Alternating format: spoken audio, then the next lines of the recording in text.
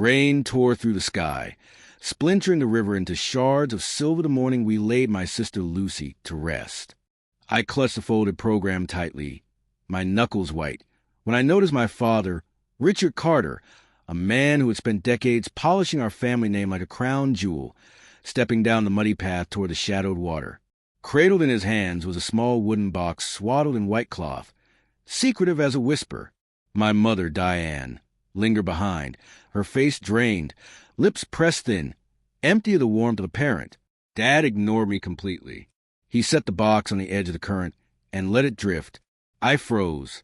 The wind shifted, carrying a sound from the box, a fragile, impossible cry. Panic clawed at my chest. I dashed forward, shoes slipping in the muck, breath catching in my throat. "Please be empty," I murmured, yanking it from the river. The lid was fastened with nails. I wedged my car key beneath the edge, pried it open, and the world tilted. I'm Emily Carter. In Ashford, people whispered that the Carters didn't grieve. We wrote checks, delivered statements, hosted galas for causes that didn't stain our hands. My father's empire, Carter and Finch Logistics, made him a man whose soft voice could command silence in a room. He taught me 3 rules: protect the family, protect the name, and protect the quiet that shields both. Lucy never followed those rules. She was sunlight in our house of glass and angles, golden hair, watercolor eyes, paint stains on her jeans, a storm of color against our rigid walls. When she brought Ethan Miller home, a mechanic with grease under his nails and laughter that bent our stiff dining room into warmth, Dad's smile sharpened like a scalpel. "Ambition?" he asked over the roast, tone precise. "Joy," Lucy said. I meant him, Dad clarified to me later, as if Lucy were a spreadsheet flagged in red. "Joy doesn't put roofs over heads," I murmured. "If you allow it," he replied. He tightened the household rules. Curfews, restrictions, surveillance draped as concern. Mom flitted between us, adjusting napkins, swallowing apologies that never left her throat. When Lucy told me she was expecting, she trembled like leaves in a storm. I wrapped her in a throw on my couch and poured hot chocolate, as if we were children again. Ethan was looking for a second job. "We'll manage," she whispered. The baby kicked the day before, and she swore it said her name. I laid my hand on her belly, feeling something miraculous, and knew this news would tear our house down to its foundation. And it did, in murmurs, slammed doors, and Dad's calm, clinical explanations that drained the color from Lucy's cheeks. She ran. Then the hospital call came. Complications. Lucy was gone. The funeral program landed in my inbox 2 hours later, a press release masquerading as love. After we said our goodbyes, Dad walked toward the river with a box. I pried the lid open. Inside, a tiny newborn swaddled in white cotton. Lips tinged blue, gave a fragile, thread-like whimper. A hospital bracelet hugged his ankle. Baby boy Miller. I inhaled sharply. Lucy. The world narrowed. My hands acted before my mind could catch up. I removed my wool scarf, wrapped him tighter, set the box aside with my knee. "Hey, hey," I whispered, pressing him to my chest. He was warm, just barely. His breath fluttered delicate, as if deciding whether to stay. Rain stitched the river into shards of glass the day I buried my sister, Lucy. I was still clutching the folded program when my father, Richard Carter, a man who'd spent his life polishing our family name like it was made of gold, stepped off the gravel path toward the dark water. In his hands, a small wooden box wrapped in white cloth like a secret. My mother, Diane, stood behind him, her eyes hollow, her lips drawn into a straight, foreign line. "Give him to me," my father said, his voice gravel and rusted iron. My heart slammed against my ribs. "You threw him in the river." He blinked. "You don't understand." "Try me." He looked past me, to where the current tugged at reeds like nervous fingers. The papers were complicated. The timing. Your sister's choices created a child. I snapped. "A human." "Richard, please," Mom whispered, her voice slicing the air. He didn't move. "We can fix this, Emily." "Fix?" I clutched the baby tighter. "He's not a stain." Sirens lived in my veins as I ran for the car. Mom stepped aside without looking at me. Dad stayed where the mud met his shoes, cold as stone, his eyes like ledger lines. I drove straight to St. Augustine's, the only R that wouldn't start with questions. The triage nurse, broad-shouldered and sharp-eyed, took one look at me and shouted, "Is it now?" She asked for the story, and I gave her a version scrubbed clean. Found him near the river. I said, "Alone." She stared a heartbeat too long, then nodded. "You saved him."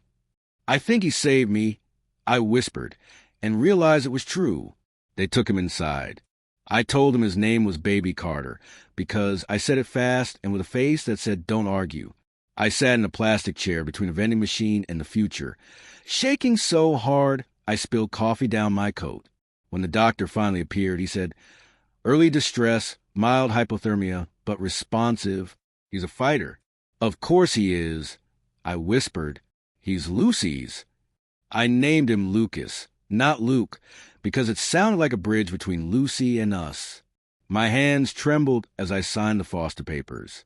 Hands that had closed million-dollar deals, now unsteady from holding something real. At home, I learned the rhythm of bottles and 3 a.m. cries. Sirens softened into lullabies. I fell asleep beside his bassinet, my hand inside so he could wrap his tiny fingers around mine. When he did, something inside me rewired. On the 3rd day, Dad's car slid to the curb like a verdict. He didn't buzz. He didn't need to. Men like him never knock. They arrive. I met him in the hallway. Lucas warm against my chest. "Enough," he said. Soft. Dangerous. "You've had your moment. Give me the child, and I'll handle the necessary arrangements." "Arrangements?" I echoed. Like drowning. My voice wasn't mine, it was steel flexing. He tensed. Like discretion. Like not turning your sister's mistake into a headline that destroys us. Lucy wasn't a mistake. He looked at Lucas. Something flickered. Fear, maybe regret, maybe nothing. "Emily," he said, "you will regret this rebellion." "I already regret every time I didn't stop you." "Diane," he said without turning, because, of course, Mom was behind him, pale and trembling. "Tell her." Mom swallowed hard. "Your father," he's scared. "So am I," said, but not of the truth. He stepped forward. I stepped back. We danced that silent, dangerous waltz until my door pressed into my shoulder blades. "You can't keep him," he said. "Watch me. You'll need money. Lawyers. CPS. The press. I have friends. I have spine." I lied. He studied me for a long, long moment. Then, softly, "You're making yourself an enemy of this family." I looked down at Lucas. He yawned, unbothered by dynasties. "No," I said, "I'm making us into one." The door shut between us. The lock slid home. On the other side, his footsteps retreated, slow, deliberate. It took me a full minute to realize I was crying without sound. You can love your family and still defend yourself from them. That became my creed. I called Ethan. The first call went to voicemail. The second rang and rang. When he finally answered, I heard nothing but breath in a hollow room. "Emily," he said, "do you need to sit down?" He didn't. I could hear the creak of his weight against whatever furniture was left after repossession. "They killed my son," he whispered, broken. "No." I said fast, desperate. "No." I pulled him out. "He's alive. He's safe." Silence. Then, a sound I'll never forget. A sob that wasn't grief, but rebirth. A sound ripped through the room. Half a gasp, half a scream swallowed into nothingness. Where was it? On Augustine Street. He was there, finally. Perfect timing. A chair screeched across the floor. A door banged shut. "I'm coming," I called. He arrived 38 minutes later, breath ragged, eyes raw and red. The nurse made him scrub in, then guided him to the isolate. His palm pressed against the plastic barrier, and he crumbled. Shoulders shaking, he whispered, "Lucas?" "Hey, little man," I said. His gaze pinned me as if I had plucked a star from the river. "Why?" he asked. One word, I replied. The trial. Because Lucy would never forgive me if I didn't. Because I couldn't figure out how to be her sister while letting him slip away. We crafted a plan in the quiet language of those who cannot afford to fail. Emergency guardianship petition. Copies of hospital records. Logs of calls, threats, and empty apologies. A file thick enough to stop a bullet. Small enough to hide beneath my mattress. Dad sent flowers. Grandiose enough to steal air from a room. Congratulations on your charity, the card read, and signed. Mom sent a text at 2:13 a.m. I'm sorry. I'm so sorry. I stared at it until the letters blurred. By dawn, Lucas opened his eyes fully for the first time. The color matched Lucy's favorite shade of blue. He blinked slowly, waking to the world on purpose. I slid my finger into his tiny hand. He squeezed. Good morning, my little rebellion.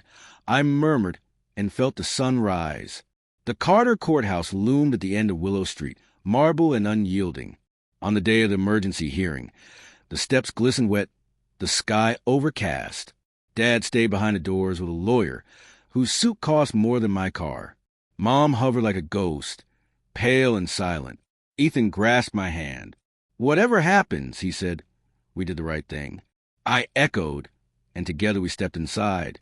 Family courtrooms were deliberately intimate, forcing confrontation. The judge, Honorable Marion Decker, radiated authority like a precise scent. She scanned the file, tapping each page deliberately. Finally, she looked up. Miss Carter, Mr. Miller, Mr. Carter. Dad's lawyer began, smooth and practiced. The Carter family is prepared to assume full responsibility for child. My client deeply regrets. Show me the regret. Judge Decker cut in. Not the performance. Where's the mother? Ethan's jaw twitched, controlled by sheer will. She's gone, Your Honor. I see, the judge said, softening, then sharpening again. What I have before me is a newborn, a grieving father of limited means, and a paternal aunt providing temporary care. Allegations of abandonment exist. Dad's lawyer moved to object. Judge Decker lifted a finger. Sit. I am speaking. She turned to me. Do you have proof of endangerment? I steadied my voice. I have a video. Dad's head jerked. Video? Yes. A dash cam in my parking space recorded motion during the funeral procession. It captured my parents walking past, carrying a box. The footage shows their hands empty on the return. A laugh too loud. A box could contain anything, he scoffed. Then why? I challenged. Was there a hospital bracelet on the baby with Lucy's name and Ethan's? Silence fell like a stone. The judge leaned forward. Mr. Carter. Dad squared himself, the mask of corporate apology in place. Your Honor, my daughter made decisions that endangered this family. We panicked. We failed. But we can correct this now, keeping the child within the family, where he'll have every resource. Safe haven, the judge repeated. Dad faltered, mouth opening and closing like a story missing a page. Stand, Judge Decker commanded. He did. The courtroom held its breath. I am not a storyteller, she said, voice crisp. I am a woman who counts facts. A newborn was found in a box in a river. The child's aunt risked herself to save him. The biological father has come forward. The grandparent's actions are in question. The child's best interest is my only concern. Turning to Ethan. Mr. Miller, can you provide a stable home? I can, he said. I'm taking a night shift at the plant. My aunt, a retired nurse, will handle daytime care. I'll attend parenting classes. Anything. He's my son. And you, Miss Carter? I will support them, financially, logistically, in every way. We can be a family if the court allows. Judge Decker steepled her fingers. And the grandparents? Dad's eyes met mine, bewildered. Then, unexpectedly, Mom spoke. Your Honor, she whispered, fragile. We were wrong. We were so terrified of losing face that we lost our daughter. I will not lose my grandson. Dad stared. Diane. No, she said, quietly but firmly, the gentlest refusal yet unbreakable. The judge nodded deliberately. Here's my decision. The gavel's shadow stretched across the floor before the wood could catch it. Emergency legal and physical custody was granted jointly to Mr. Miller and Miss Emily Carter. pending a complete review. Supervised visits with the grandparents were allowed, but only if they followed court-ordered counseling. An investigator would check all homes within 72 hours. The next hearing was scheduled in 30 days. Dad's lawyer started 4 sentences and didn't finish a single one. The gavel landed. The tension in the room released in one slow exhale. Ethan buried his face in his hands, letting out a sound that was equal parts relief and disbelief. I straightened, trying not to unravel. Dad didn't look at me as he left. Mom's eyes met mine. She mouthed, "Thank you." Then, almost imperceptibly, "I'm sorry." Outside, the sky cracked open and rain fell, bright clean like a baptism. We ran into it, laughing like fools, like survivors, like we'd finally chosen the right storm to face. 3 nights later, I returned to the river alone. I needed to see where the world had shifted. The current whispered the same way it had on the day of the funeral, as if it didn't guard secrets but ground them into sand. Dad was already there. He didn't acknowledge me. "You were always a troublemaker," he said, not harshly. "I should have guessed it'd be you. It had to be someone," I said. "I just got there first." He exhaled, warned. "I was raised by a man who worshiped reputation. I sacrificed everything to it. You think I don't wake up hearing Lucy's voice? Seeing that box when I close my eyes? And why? Power is a corridor with doors that lock behind you. Every step makes you the person who must take the next step, until one day you're standing at a river holding a box, not knowing any other way to be." The wind tugged at my hair. Cars hummed across the bridge. In the hospital parking lot, Ethan was likely feeding Lucas, counting breaths like pearls. "You can step back," I said. "It's always possible." "Can I?" he asked. "When your childhood taught you that stepping back is death." He finally looked at me and seemed smaller. "You humiliated me in that courtroom." "I saved your grandson," I said, "and maybe what's left of you." He laughed, fragile and broken. "You won, Emily." "No," I said. "Lucas did." We lingered, listening to the river speak. When I left, Dad didn't follow. The next morning, the counseling office called him 3 times before he finally answered on the 4th. We moved slowly, carefully. Ethan worked nights at the packing plant. I claimed the mornings with Lucas. Life became measured in 2-hour naps and the smell of baby shampoo. Mom visited with groceries and awkward apologies, learning to swaddle as if rewiring herself. On her second visit, she brought a canvas from Lucy's room, unfinished but full of light. "He should grow up with her colors," she whispered. Dad came once, empty-handed, standing in the doorway like a man requesting forgiveness from a house. Lucas slept. Dad stared at him for a long while, then said, "I set up a scholarship in Lucy's name for girls who want to study art, but lack fathers who can bear it. If you allow, I'd like to do one for boys whose last names don't open doors." Ethan nodded, jaw tight. "It's a start." Dad agreed. "I'll do the rest without being told." He left a check.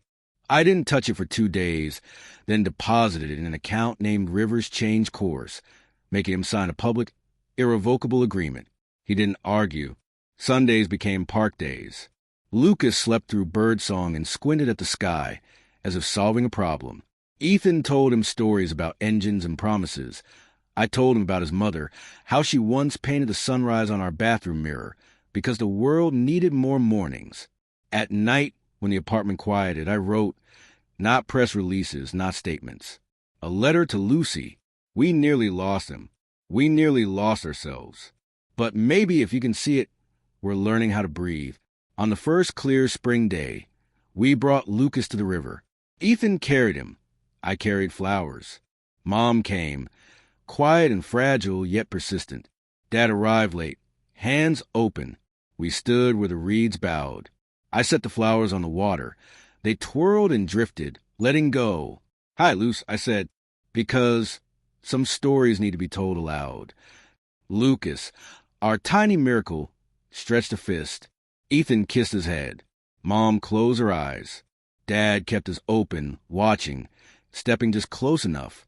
"The river won't steal it," he whispered. "I'm sorry, Lucy. And to you, Lucas, I will spend the rest of my life deserving the chance to know you." The wind shifted. A dog barked like laughter. We stood together, not perfect, not clean, not fully healed, but healing. Families aren't carved from marble. They're soft tissue. They scar. They knit.